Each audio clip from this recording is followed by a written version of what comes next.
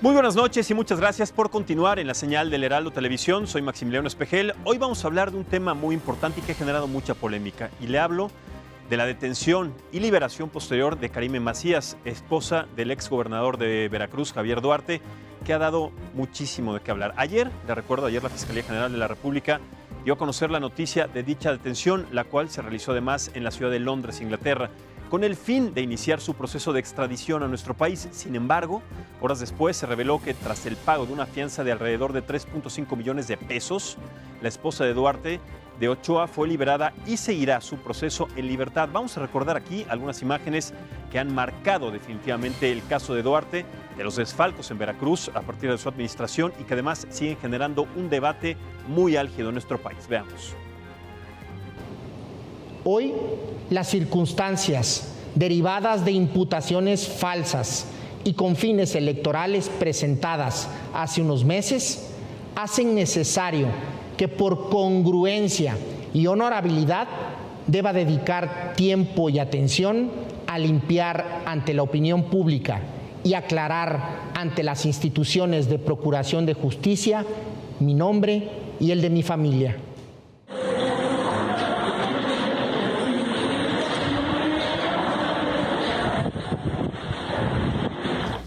Yo no he hecho ningún acuerdo con él, no lo hice, no lo haría. La única instrucción que di siempre es la de detenerlo, de encontrarlo.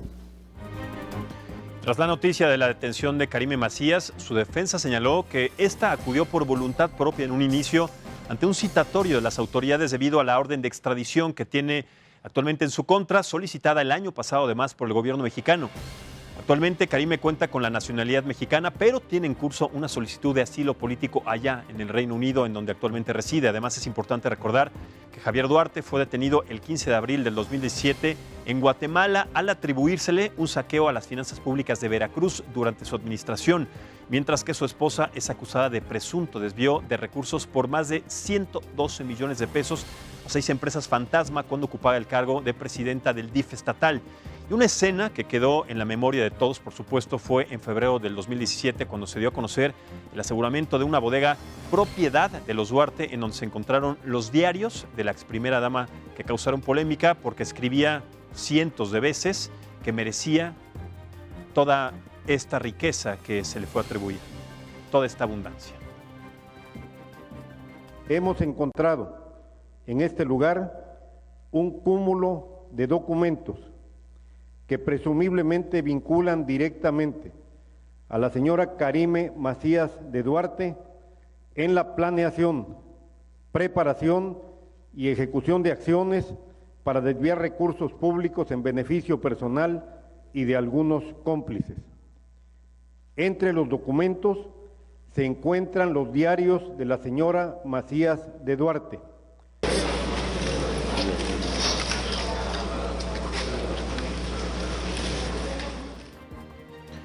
Y bueno, en la lista de exfuncionarios que se encontraban bajo la lupa de la Fiscalía General de la República también se encuentra Juan Carlos Lastiri. Él es ex colaborador de Rosario Robles, quien además fuera la titular de la SEDATU, usted lo sabe muy bien, y Sedesol en el gobierno del expresidente Enrique Peña Nieto. Juan Carlos Lastiri también fue detenido ayer, según confirmó el gobernador de Puebla, Miguel Barbosa. Y hoy la pregunta es, ¿se trata de justicia política o golpes políticos de la Cuarta Transformación? Todos suponen que es por los asuntos relacionados con el manejo indebido de los diferentes programas federales que se dieron desde SEDATU. Es lo que se especula, es lo que puedo opinar, y bueno, que se aplique la ley. Muy bien, para analizar entonces este tema lleno de polémica, lleno de asuntos que desmembrar, presento primero a la doctora Ana Laura Montiel. Ella es directora de Comunicación e Inteligencia. Doctora, muchísimas gracias y bienvenida. Gracias por estar aquí. También presento con mucho gusto a Vladimir Ramos. Él es CEO de Petroranis y además consultoría en estrategia política y comunicación. Muchísimas gracias, Vladimir. Bienvenido. Max, muchas gracias. Al contrario, bienvenidos. Pues a ver, polémica tras polémica, pero a mí lo que me llama la atención es que en las primeras declaraciones, en estas, cuando pidió licencia, Javier Duarte decía: Por mi honorabilidad y por congruencia, me retiro en este momento de este cargo para limpiar mi nombre. Bueno, para huir de alguna manera del país y que además también su esposa encontrar esta estrategia para gastarse durante todos estos años, pues parte importante del presupuesto y sobre todo del erario del estado de Veracruz, que fue saqueado vergonzosamente. ¿Qué opina, doctora, a partir de esta detención, primero de la detención, pero también de la fianza que se le fija y otra vez este proceso en donde va a poder seguir Karime Macías en libertad con todas las responsabilidades que todavía tiene encima y además en su contra? ¿Qué podemos pensar al respecto de esta situación? Claro, bueno, aquí lo interesante sería un poco revisar números. Yo creo que los números son fundamentales y si revisamos la encuesta que hizo Mitofsky y que publicó el periódico El Economista, encontramos que el 15 de octubre la popularidad del presidente Andrés Manuel López Obrador estaba en un 63.5%. Para el 21 de octubre tenemos un 63.1%, es decir, va cayendo ligeramente, pero va cayendo. 27 de octubre, 61.5, 28 de octubre, 61.3. ¿Qué quiere decir esto? Que en algún momento pareciera que esto se construye con la intención de generar, digamos, un golpe mediático, de tal manera que Andrés Manuel pues muestre que está luchando cada día en el combate a la corrupción, la impunidad. Entonces, pareciera que la lectura tiene esa intención. Es decir, vamos a hacer una cronología, claro, porque me parece importante. Viene la parte en donde viene esta hecatombe económica, claro, en donde no se da el crecimiento esperado. Así es. Y después, inmediatamente después, pasa lo de Culiacán. Exactamente. Empieza a perder esta popularidad, Claro, pero entonces se detiene a Rosario Robles. claro, Vamos a tapar un poquito por acá para claro, generar esta parte de nuestra bandera de que no se van a aceptar estos casos contra la corrupción, contra la impunidad.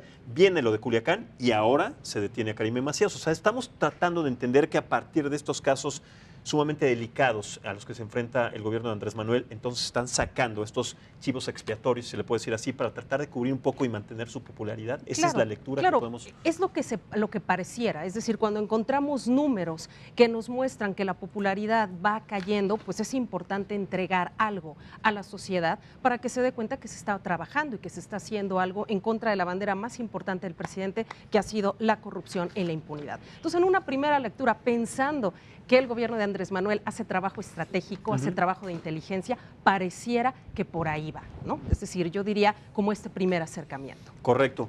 Vladimir, ¿cuál es tu punto de vista también al respecto, tu lectura y tu análisis? Primero, sobre todo lo que ya conocemos a partir de la detención de Javier Duarte, después, pues la huida de su esposa a Londres, pasa un año prácticamente gastándose fortunas, aproximadamente se gastaba 10,000 libras esterlinas al día, una cosa desastrosa, una cosa verdaderamente de escándalo. Después es detenida, pero es liberada con una facilidad impresionante. ¿Qué podemos esperar entonces a partir de las leyes y del Estado mexicano ante esta posible, o ya no sé si es posible, extradición a nuestro país? Bueno, muchas gracias por invitarme a tu programa. Yo creo que tendríamos que ver esto desde dos perspectivas. La primera es la que tiene que ver con la vía jurídica, que casi siempre nos da sorpresas a todos los mexicanos. El debido proceso siempre termina siendo un indebido proceso y la gente que debería estar adentro está afuera, y es el caso de Karime Macías, ¿no? Toda la cronología que bien citaste, lo que nos está diciendo, bueno, es que al final hay dos posturas. Tú tienes, sus abogados están diciendo por una parte que todo lo que ha armado el gobierno es débil, por una parte. Las autoridades del Reino Unido dicen que el futuro de Karime depende de la Corte de Londres, y aquí en México, bueno, la insistencia de los amparos para proteger por la vía jurídica. Respecto del otro tema, Feti, yo creo, y si me permiten discrepar un poquito aquí, creo que... Claro, es una mesa de debate, por supuesto que se permite. Creo que realmente el grado de impacto de esto sobre la popularidad o el grado de aceptación de Andrés Manuel no es tanto. Me voy a explicar. Yo creo que al día de hoy quien impacta sobre Andrés Manuel es el mismo Andrés Manuel. Es decir, si tú te das cuenta, al día de hoy, a pesar de que su gobierno desde abril a hoy mantiene un promedio de 64% de aprobación y 30 y tantos de desaprobación, lo que te está diciendo es que la gente no está evaluando a su gobierno. Lo está evaluando a él. Sí, sigue. Sus altos números siguen siendo el remanente, no de la campaña, sigue es el remanente de muchos años hacia atrás, ¿no? Desde el proceso del desafuero, cuando Andrés Manuel salta a la palestra nacional, ya no nos vayamos hacia los 90s y el eterno conflicto entre Madrazo, él, Zedillo y todo eso, sino vemos del 2000 hacia acá. Yo creo que es la constancia, es esa narrativa que construyó. Ayer leíamos una columna de Viridiana Ríos, decía, sigue siendo un encantador de serpientes. Entonces yo creo, en ese punto son las dos cosas que te decía. Por un lado hay que ver el tema jurídico y lo otro es que en Andrés Manuel impacta el propio Andrés Manuel. Velo el día de hoy. Tú tienes Pemex el trimestre con 87,000 millones de pesos de pérdidas.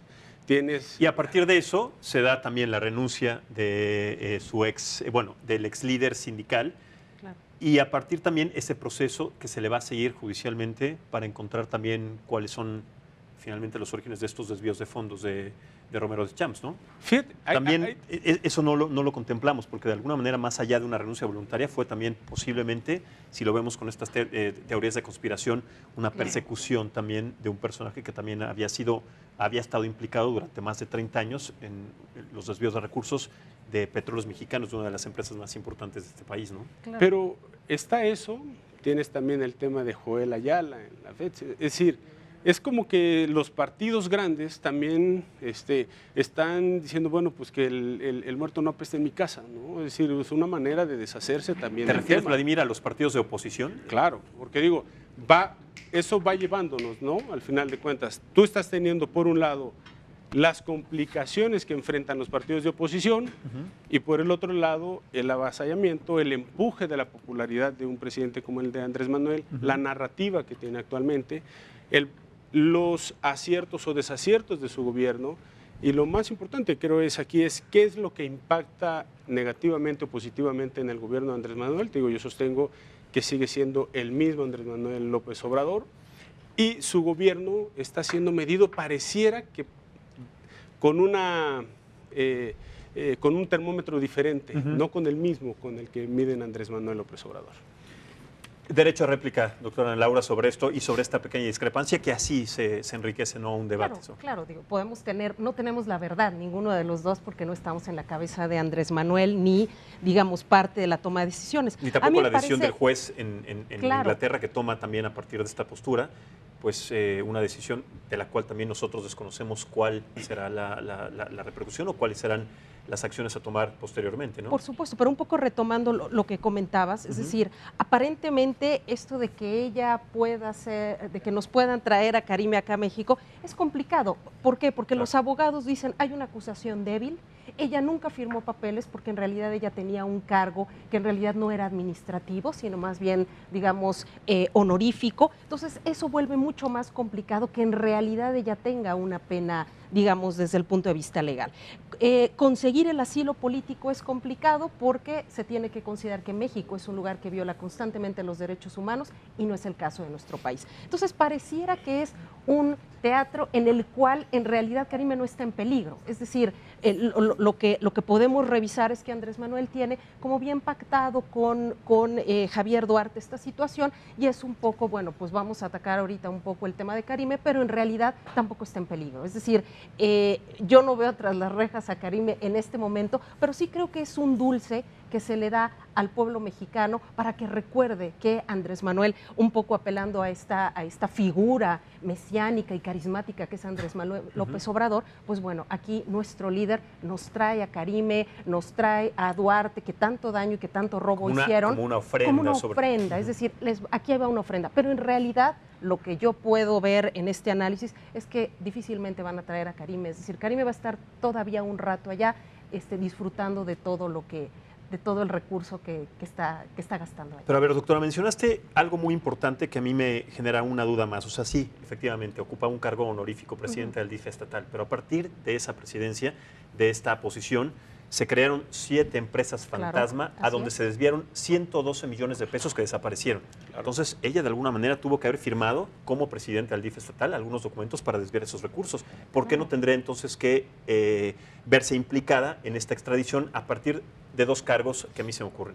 Es desvío de recursos de fondos y uso indebido de su autoridad. ¿Cómo se dice este agravio, este delito? Claro, uso indebido de la función pública. Claro, sin ser abogada, parece que ella no firmó directamente, es decir, hubo otras personas que firmaron. Ahí está un punto de ilegalidad, ella, porque no firmó, claro, si ella era la titular, ¿no? Aunque ella sí puso esas empresas, digamos, en charola de plata para que hicieran estas compras, que en realidad nunca se encontró estos materiales educativos, equipo médico, escolar, pues nunca se encontró. Es decir, se mandó el dinero, pero nunca se recibió estos artículos que aparentemente se compraron. Correcto. Quiero sumar a la mesa también a Leonardo Pizarro, que está con nosotros aquí. Él es director de inteligencia digital en Espora. Leonardo, muchísimas gracias y bienvenido. Gracias. Pues empezamos hablando en esta mesa acerca de esta polémica que desató la detención y posterior liberación de Karime Macías, con esta fianza que pues se elevaba hasta los 3.5 millones de pesos, aproximadamente eran 100,000 libras esterlinas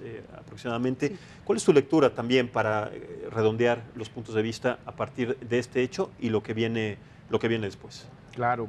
Primero que nada, agradecer la invitación a este espacio, Max. Bueno, pues como lo comentaban hace rato, creo que era importante para el gobierno en materia de comunicación dar ese mensaje, esa ofrenda. A final de cuentas, lo que pase a posterior, pues no va a ser la detención de Karime. Sin embargo, el mensaje se logra posicionar sobre que se está teniendo esa persecución, pues, o esa, al menos en la comunicación digital, el mensaje está logrado. Creo que la intención, pues, del gobierno era posicionar que se está persiguiendo, que se está buscando la justicia, que no se está dejando ser, pues, a quien la hizo, como lo comenta Andrés Manuel, el que la hizo la paga. Y pues sería imposible perseguir a todos los involucrados en algún acto de corrupción, pues, pero existen en algunos casos. Para empezar con el hecho de la estafa maestra, claro, donde nada más Rosario Robles ahora está implicada, pero donde debería haber no decenas, sino cientos de, por lo menos una centena de personas involucradas en esta estafa, ¿no? Y en el caso de Juan Carlos Lastiri, pues misma posición. El Estado de Puebla, tal vez podamos criticar las formas en las que se dio la detención, sin embargo el mensaje sigue estando posicionado, se está persiguiendo a estas personas que están acusadas de alguna u otra forma de corrupción. Creo que en el entorno digital es bienvenido este tipo de persecuciones. Lamentablemente a veces la gente quiere o busca sangre, pues, para tener, pues, esta sensación de que se está persiguiendo al que la hizo, pero creo que era importante posicionar estos mensajes. Ahora, ¿qué tanta repercusión va a tener, no solamente, bueno, mediática sabemos que sí, pero qué tanta repercusión va a tener de manera concreta dentro de una administración como esta que sí se está o se ha encargado de generar una persecución mucho más ávida que en otras administraciones, como lo fue la Quin en su momento, en la administración de Zedillo, fue de Ernesto Zedillo, lo de la detención. No, fue de Carlos Salinas de Gortari. Y cada una de las detenciones que fueron, pues, muy señaladas, pero ahora son muchas más.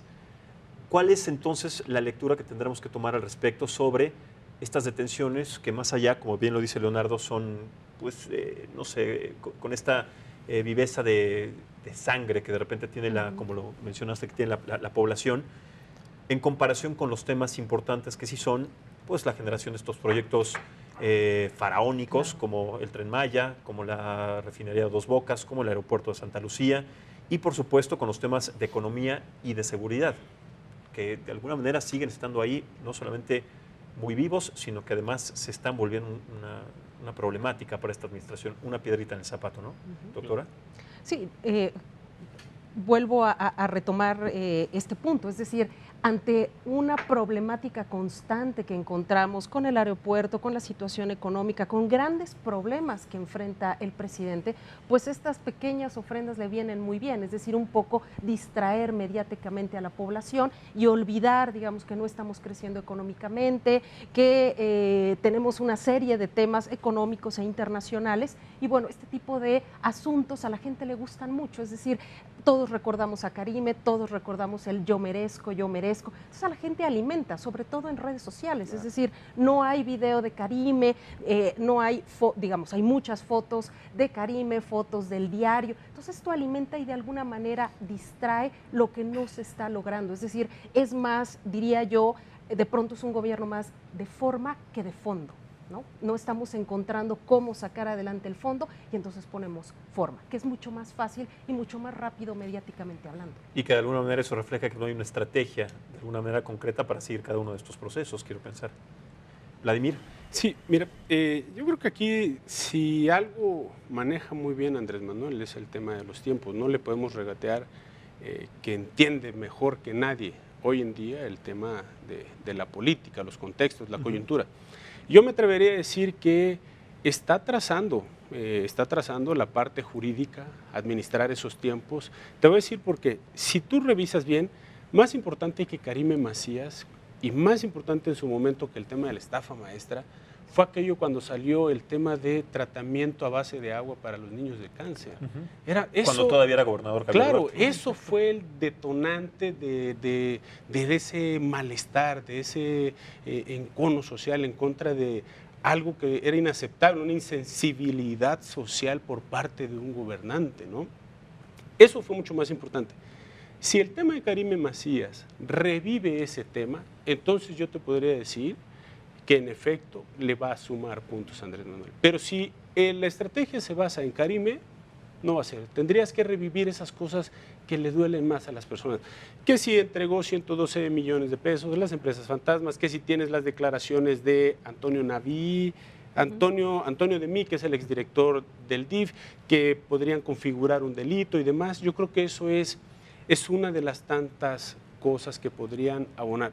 Yo sigo insistiendo, por ejemplo, que lo que más le beneficia a Andrés Manuel López Obrador como presidente de México ahorita es que del otro lado no se configura una oposición. Exactamente. A ese punto quería llegar, Leonardo, porque cuando se presentan estos panoramas tendrán que ser, y más allá de ser partidistas, que no lo somos completamente partidistas, se hace un análisis subjetivo a partir de lo que se presenta. ¿Por qué la oposición no toma estas situaciones como una herramienta para establecer también exactamente algún punto, no sé, de quiebre, para tratar justamente de generar sobre todo una comunicación interna entre el gobierno federal y también la oposición sobre las demandas de lo que se dicta en ese momento? Me parece que a 1 año y 4 meses de que pasó la elección del año anterior, creo que la oposición no ha sabido todavía sacudirse pues esas derrotas que tuvieron el año pasado. No han sabido ser oposición y no han sabido, o no ha habido a lo mejor un liderazgo que pueda agrupar toda esta serie de desaciertos que bien ha llegado a tener la Cuarta Transformación en su gobierno. Entonces creo que en materia de comunicación sigue dominando el gobierno de Andrés Manuel la comunicación, tanto digital como en medios impresos y televisión. Él sigue dando de qué hablar, él sigue poniendo los temas sobre la mesa.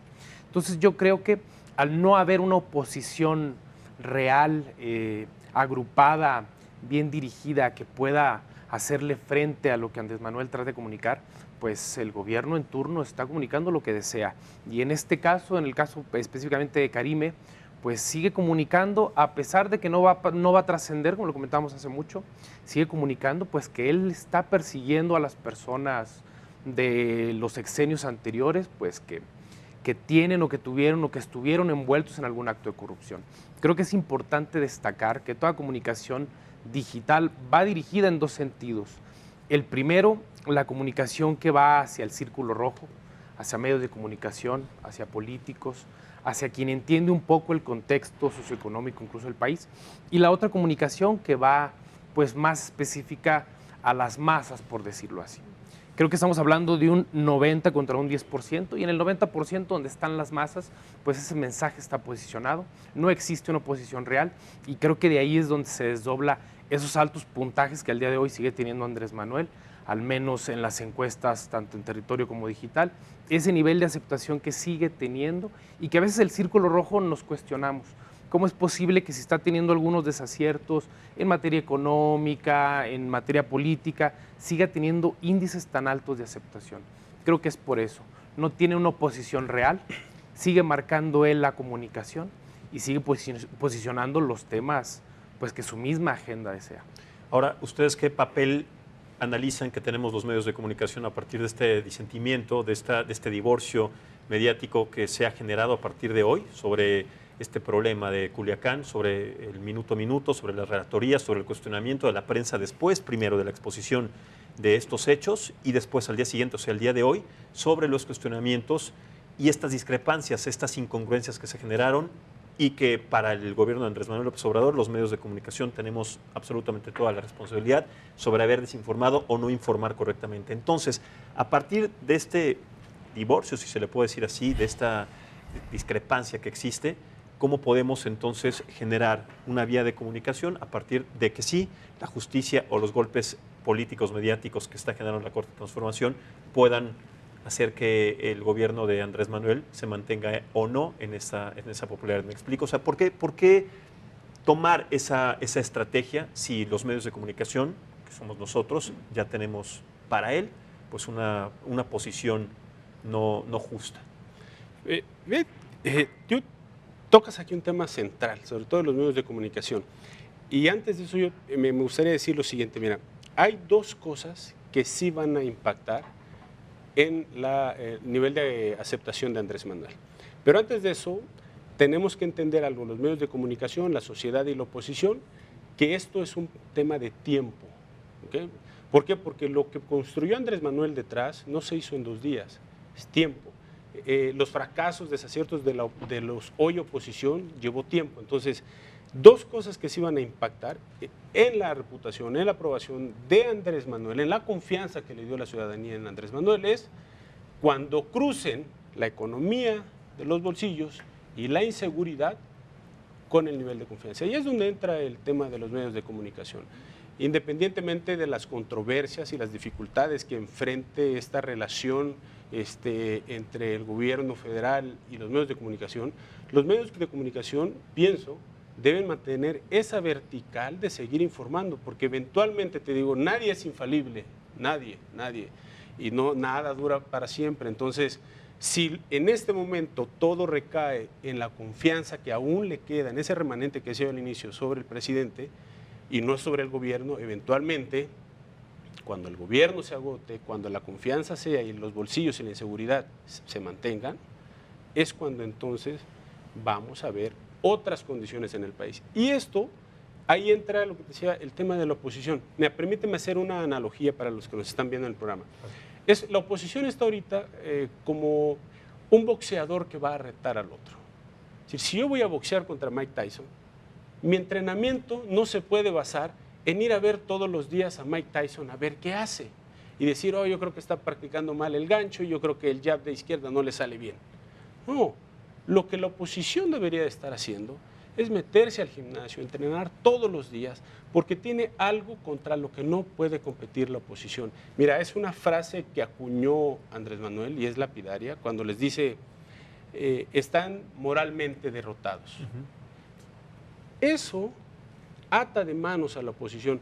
¿Qué quiere decir? Aquí hay un discriminante de voto que se refleja y es la confianza. Si algo te lleva a votar, es la confianza que yo deposite en ti, que me generes. Y es algo que la oposición perdió en el 2018. 30 millones versus 12 versus 9 y 3, te está hablando de eso. Entonces, lo que debería de hacer la oposición es primero meterse al gimnasio, entrenar, fortalecer su reputación, generar confianza y no perder de vista lo que está pasando en el partido mayoritario ahorita. Otra analogía más sería un coche, por muy nuevo que sea, si no le da servicio, se va a descomponer, porque si le metes muchas millas, mucho kilometraje, y es lo que le puede pasar a Morena, que el tribunal haya echado para atrás su proceso, que no terminen de definirse ni entenderse si son un partido o si son un movimiento. 5 años en que no ha madurado como partido, yo creo que es un comportamiento que les va a pasar la factura. Por eso te digo, lo que menos tienen los partidos de oposición es tiempo. El problema es que lo que necesitan es tiempo. Así es.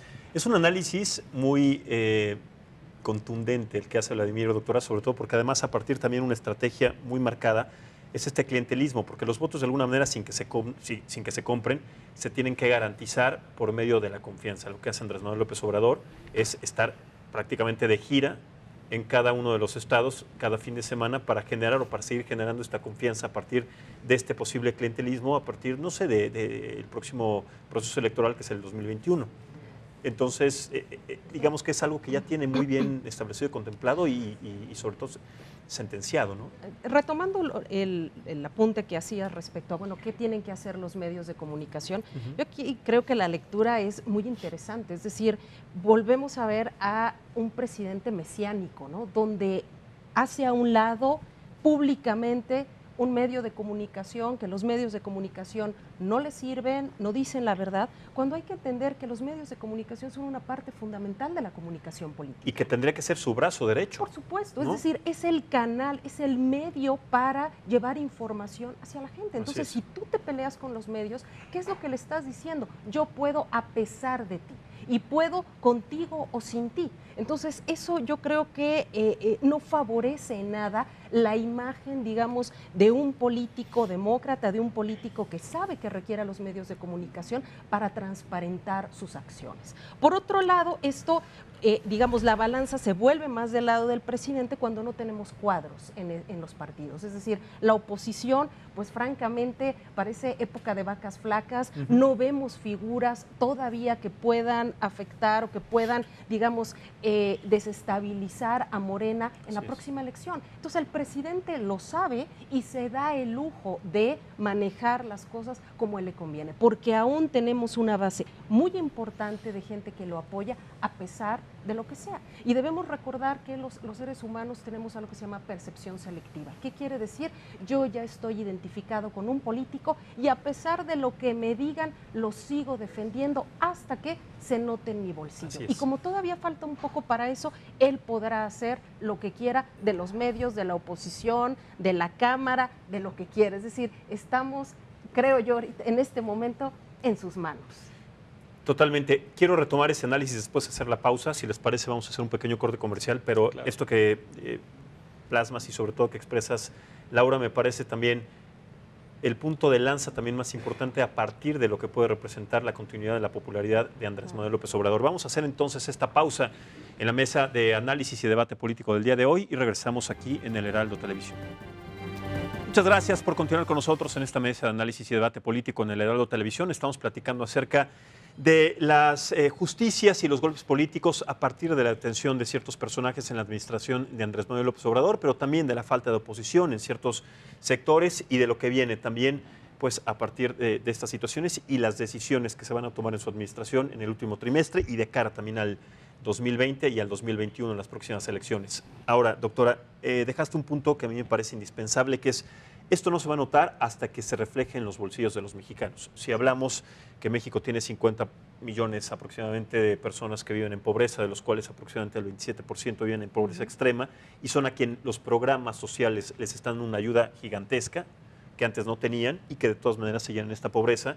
Entonces, volteando a ver a otras latitudes, concretamente en Argentina, y la grave crisis económica que viven actualmente ahí en esa nación sudamericana, nos damos cuenta desde que el peronismo, desde el kirchnerismo y de estos programas de ayuda social tienen en esa grave crisis económica, pues yo lo que veo como análisis es que vamos un poco para allá, porque este clientelismo que se genera a partir de los votos, no de la compra, sino de la confianza o de la vinculación con la confianza de todas estas personas, pues va directamente ahí, con la ayuda de los programas sociales. Entonces, ¿qué podemos esperar? Para estos millones de mexicanos no se va a ver nunca reflejada en su bolsillo pues esta carencia, sino todo lo contrario. ¿Qué opinan al respecto, Leonardo?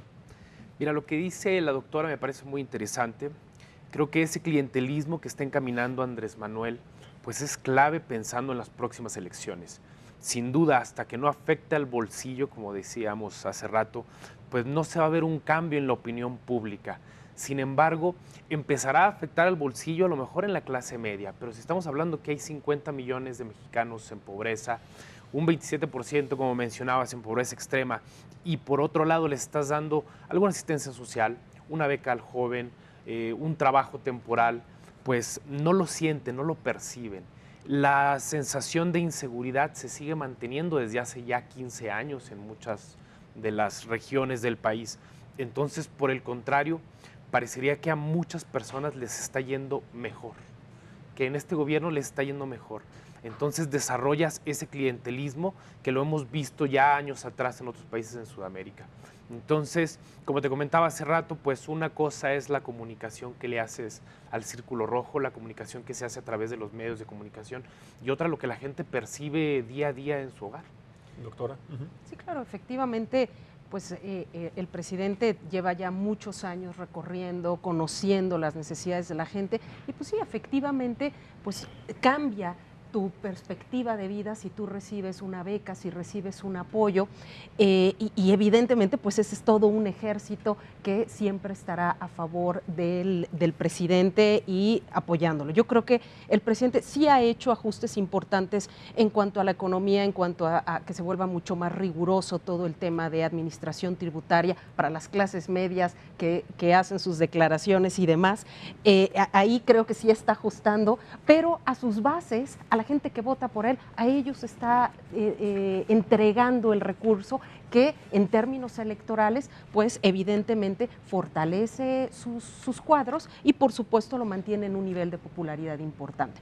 Él no piensa, creo, en las clases medias ni en las clases altas, es decir, piensa en su base, en ayudar a los más necesitados y evidentemente pues serán los que seguirán votando por él, que pues como tú bien mencionabas, pues son un número importante en nuestro país. Claro, entonces estas detenciones, ¿para quién van dedicadas o a quién van reflejadas? Karime Lozano, Rosario Robles, Romero Deschamps, Lastiri, en fin, todos estos personajes que están siendo detenidos por este proceso de justicia, de búsqueda política, pues entonces ¿a quién van dedicados? ¿A quién le beneficia más allá de que todos ellos estén o no en la cárcel?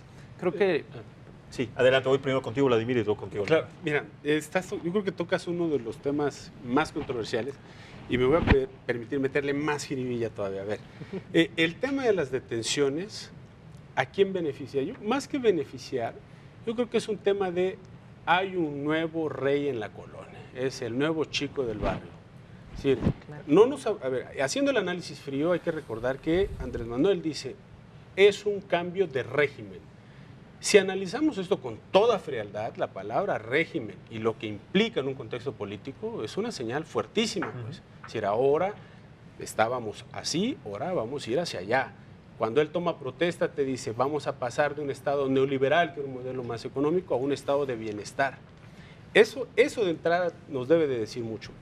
Otra de las cosas aquí en este tema de las detenciones, decía, es el mensaje es que hoy decían decir a la clase política, y ese es el error, que la clase política se sigue asumiendo a sí misma clase política. Hoy escuchaba en la comparecencia del secretario de Seguridad Pública, la clase política tiene que cambiar.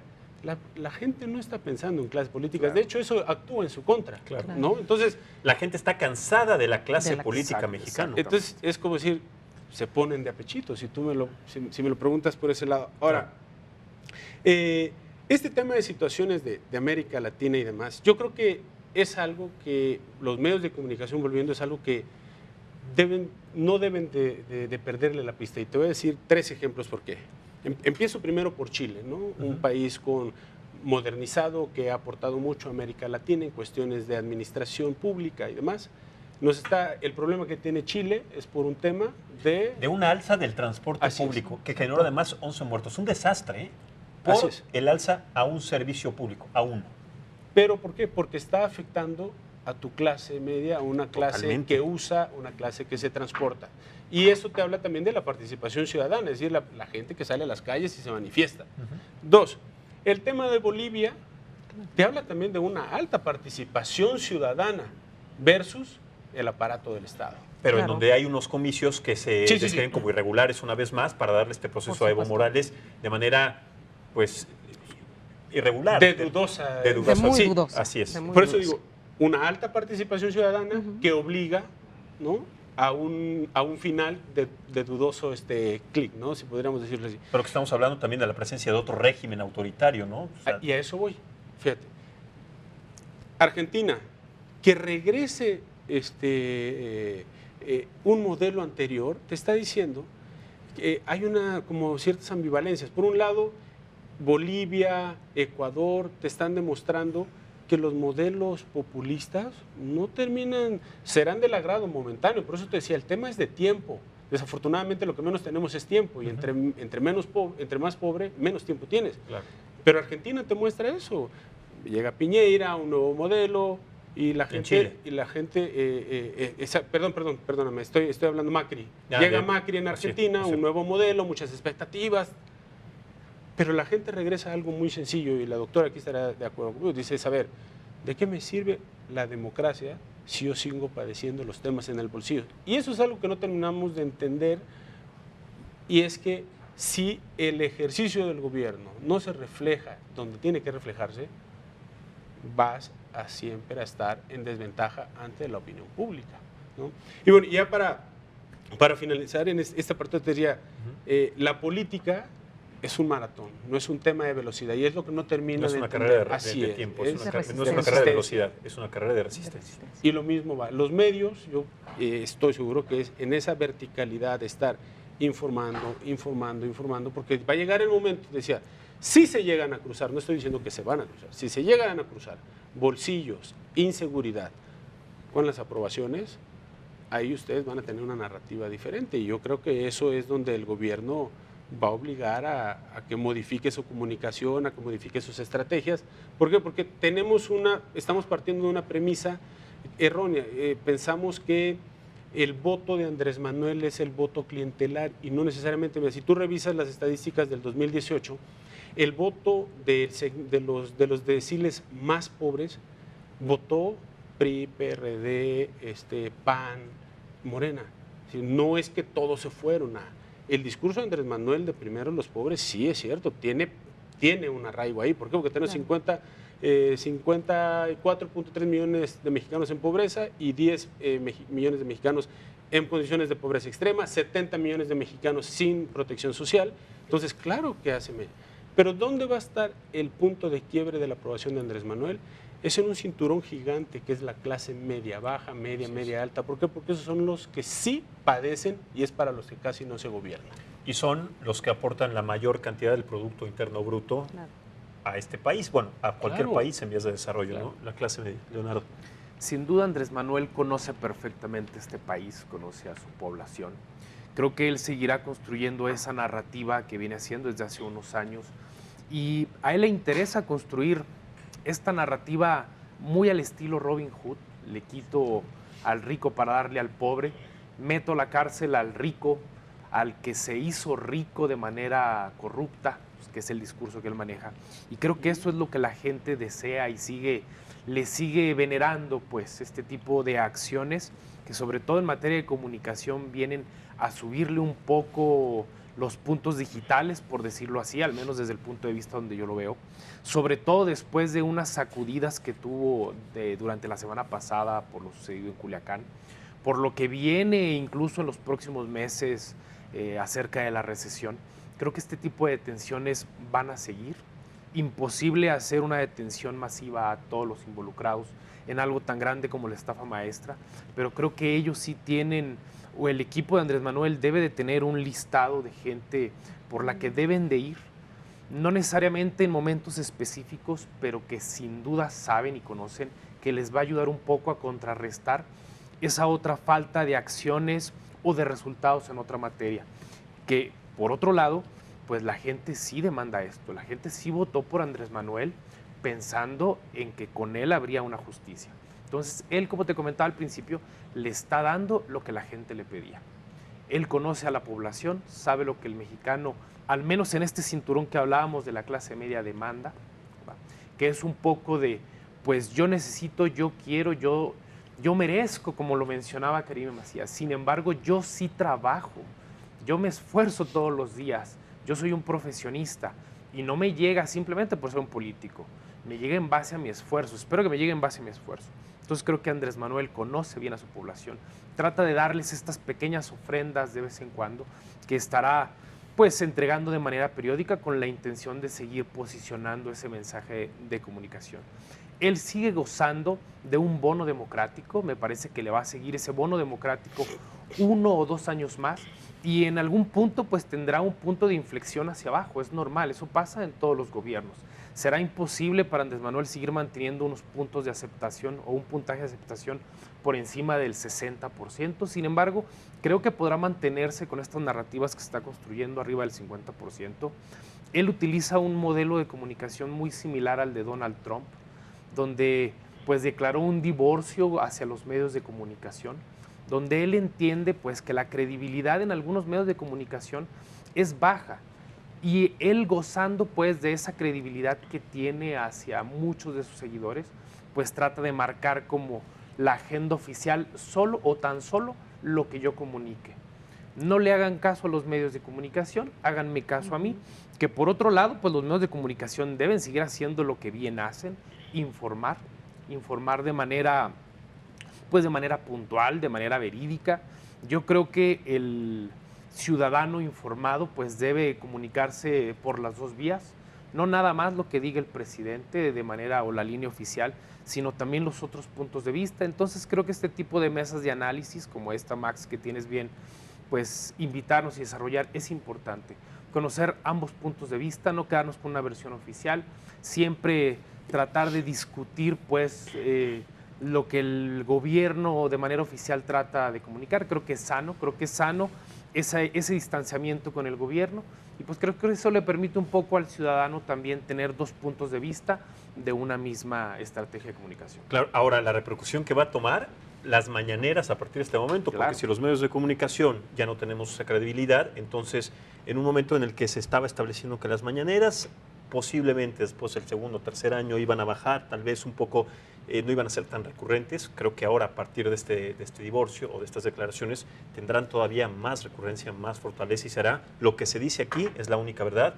Y más allá de los medios de comunicación que están siempre primera, segunda, ahora los primeros días eran las 5 o 6 filas prácticamente llenas. Ahora ya hay una cantidad de huecos impresionantes en cada una de las mañaneras. Entonces, creo que este ejercicio también, que me parece estratégico, Andrés Manuel, puede ser que tenga esa vinculación para darle más peso, más importancia y más repercusión a las conferencias mañaneras a partir de esta declaración. ¿Qué opinan? Claro, él ha establecido este canal de comunicación en las mañaneras donde dicta la agenda para todo el día, y a partir de lo que dice Andrés Manuel, hablamos todo el día, lo que se llama la agenda setting. Él lo entiende muy bien, lo hizo cuando era jefe de gobierno y lo seguirá haciendo, y siempre tendrá medios amigos que estén de su lado, que bueno, evidentemente pues la historia nos puede dar varios nombres, que serán los canales legítimos de comunicación que él utilizará para guiarse con sus electores. Es decir, en este momento el presidente tiene estos niveles de popularidad y de credibilidad que le van a permitir seguir, digamos, denostando a los medios que él considera que no son sus amigos, que no dicen la verdad, y escoger los canales que a él le convienen y que la gente considera como reales y como legítimos. Por otro lado, yo creo que no debemos de dejar de estar pendiente de todas las detenciones o de todas las supuestas detenciones. Coincido en que hay una lista todavía importante y que ante problemas, ante dificultades como lo que vimos en Culiacán, que fue de lo más pues lamentable que puede existir en un gobierno.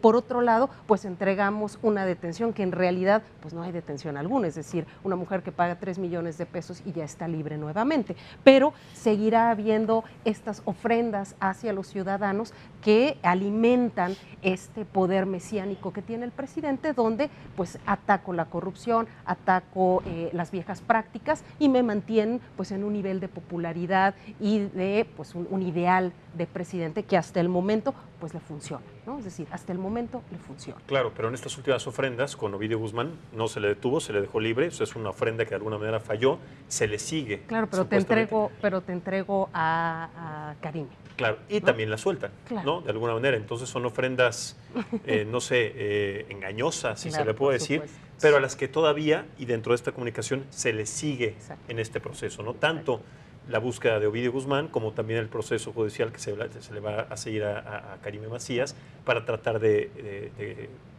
extraditarlo a nuestro país, cosa que se ve muy complicada, ¿no? Sobre todo por los procesos, como bien lo decías, Vladimir, judiciales que involucran y que no tienen tanto peso, sobre todo en los procesos judiciales, para una persona que ocupaba un cargo honorífico y no un cargo de alguna manera legal, que implica administrativo, claro. Exactamente. Claro.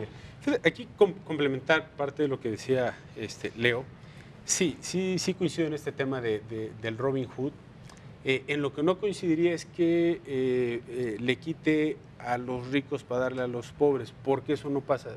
Sí diría que le quita a los ricos de la clase política. O sea, si lo ves en perspectiva, porque ¿quiénes son los grandes aliados ahorita de Andrés Manuel?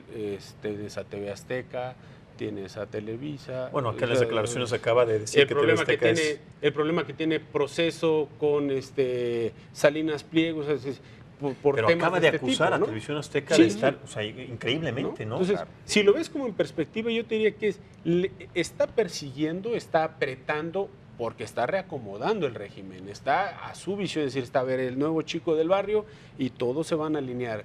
El tema del Aeropuerto Internacional de la Ciudad de México, el nuevo aeropuerto, fue una muestra contundente de eso, pues es conmigo. O sea, ya no es con nadie más, con quien se tiene que tratar las cosas, es conmigo.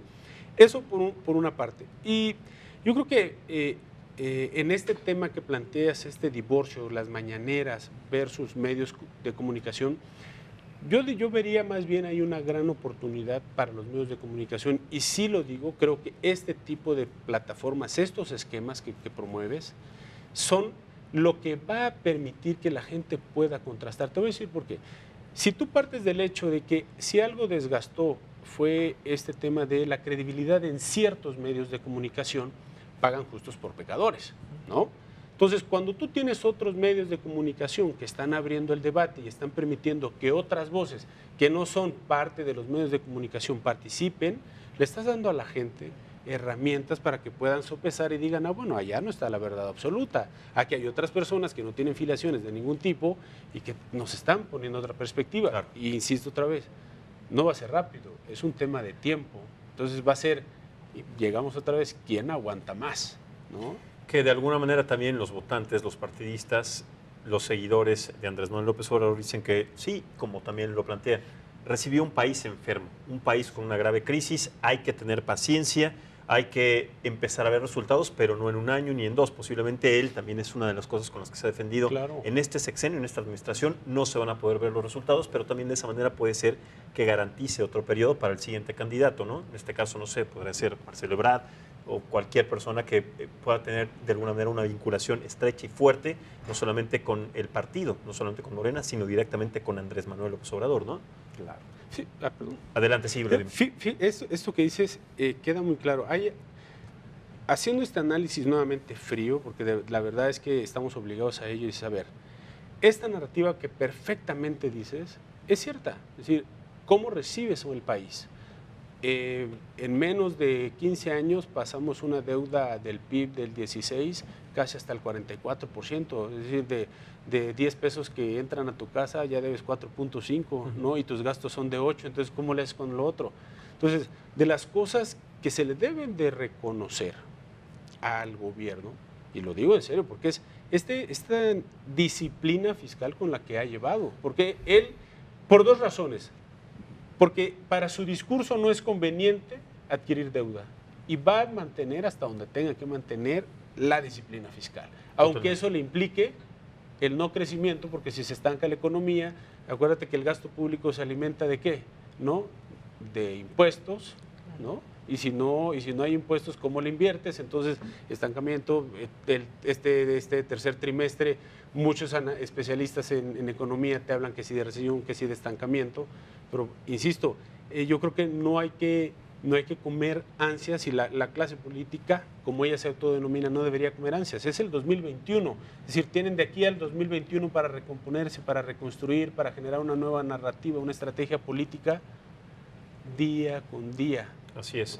Conclusión rápida, un minuto, doctora. Yo creo que efectivamente lo hemos estado abordando desde el punto de vista de la comunicación, desde el punto de vista comunicativo. Efectivamente, pues recoge un país con muchos problemas. Creo que desde el punto de vista económico sí se está haciendo un esfuerzo, a pesar de la adversidad se está haciendo un esfuerzo, todavía no se ven resultados.